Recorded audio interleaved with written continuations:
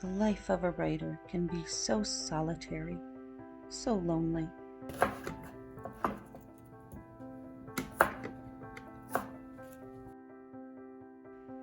In my 8-year writing career, I'd gotten used to being alone.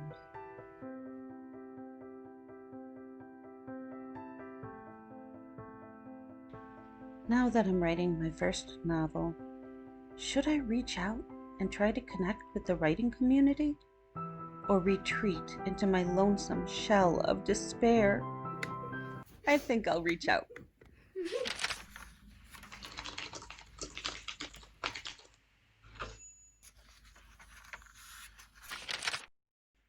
Hi, I'm Robin. I've been a writer for 8 years, but when I began writing my first novel, I realized there's a lot I needed to learn and a lot of people willing to help. Here's how I'm learning and making connections in the publishing world.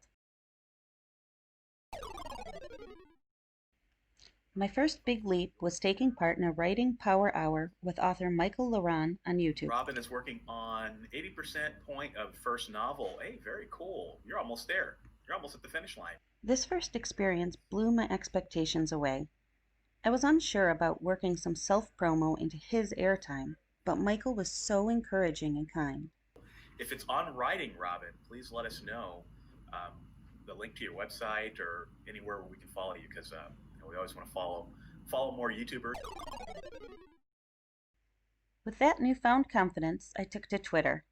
This move was prompted by a first-line frenzy with editor Rebecca Heyman. She warned me Twitter would be a time suck, and she was right. I stick to only writing-related content, though, and I really try to avoid things like writers' lists, follow for follow, and worrying about algorithms.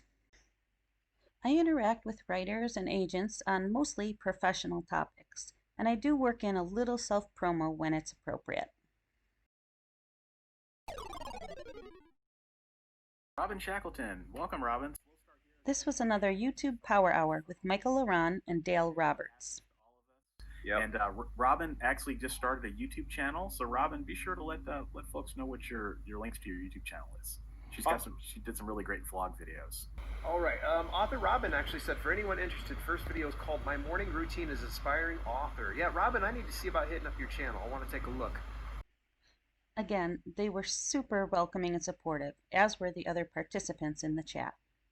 Robin asked, thoughts on Christian versus general market? I'm not just there seeking out self-promo. I ask questions, give feedback, and encourage other writers. I don't really know very much about that genre, Robin. I would say that the Christian market is a completely different world. To answer your question, Robin, I think you'll find that it's a fairly large market. And yeah, it is. The Christian market is very big. Very big. I'm learning a lot by seeing what other writers are doing, and I'm continually amazed at how willing everyone is to invest time and attention in my project. It's a great community. All that stuff. So, yeah, it's definitely a good genre if you want to write in it. I found out on Twitter about this live chat with agents from Stimula Literary Studio. I had to be patient and ready, but they discussed my pitch. 24. Like the ship 24, maybe? Oh, times second person point of view.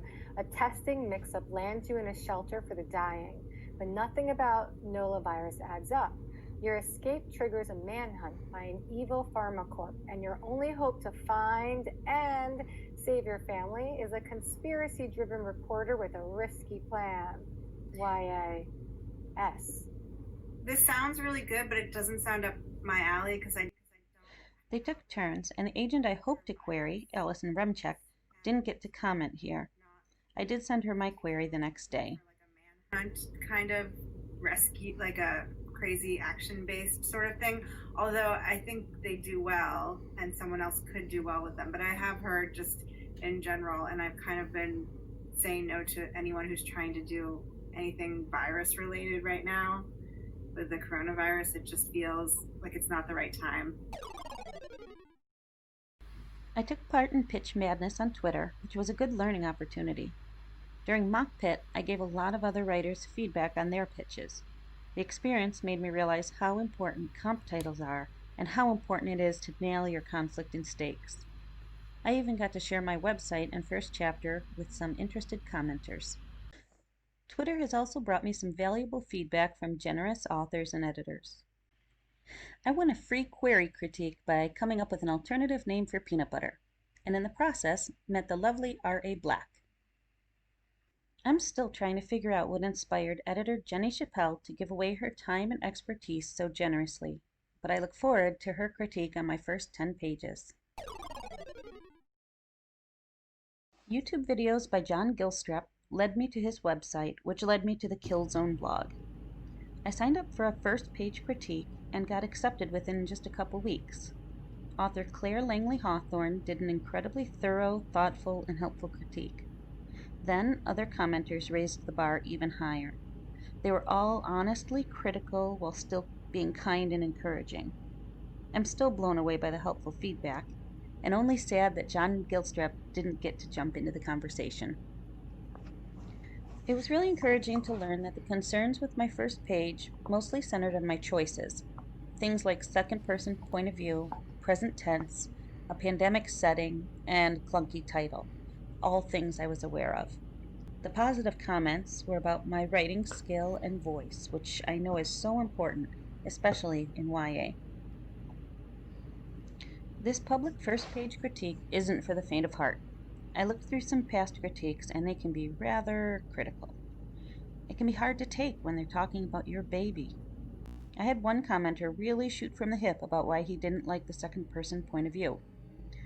By considering him an ally in my publishing pursuit rather than an opponent, I was easily able to respond to the questions he raised. My response was one half, I know, I wrestle with that tricky aspect, and one half, here's the reasoning behind my choice. All in all, it was a great experience. Last but not least, I'm reaching out through my YouTube channel, where I post videos to inspire and entertain writers. The interaction so far has been limited and mostly involves my friends and family, but I'm patient. My goal isn't to blow up or make money on YouTube. I just want a presence that agents or editors can find. I also want to add to the wonderful discussion that has helped me so much on my author journey. Everything I've shared here has taken place over just 6 weeks. It's been a great way to focus my attention on something new while I'm waiting to hear back on queries and haven't started my next book yet. I hope this video has encouraged you on your author journey. If you want to get more involved in the writing community, why not start by leaving a comment below? Or find me on Twitter at @RShackAuthor. Hope to see you again soon.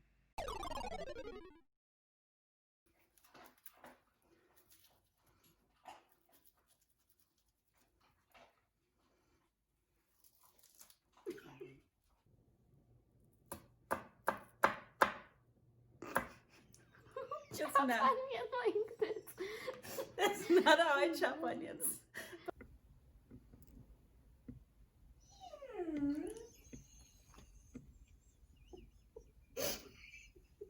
Even the dog is sad. We're sadly looking out a window.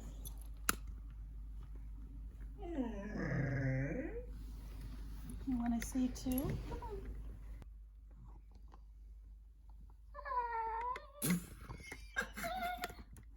No, this is awkward. Look at Sunday. I can't even. What is happening? It's following the camera. I don't know, she's crying really funny. Sunday. If it's awkward for anyone, it's for Skylar.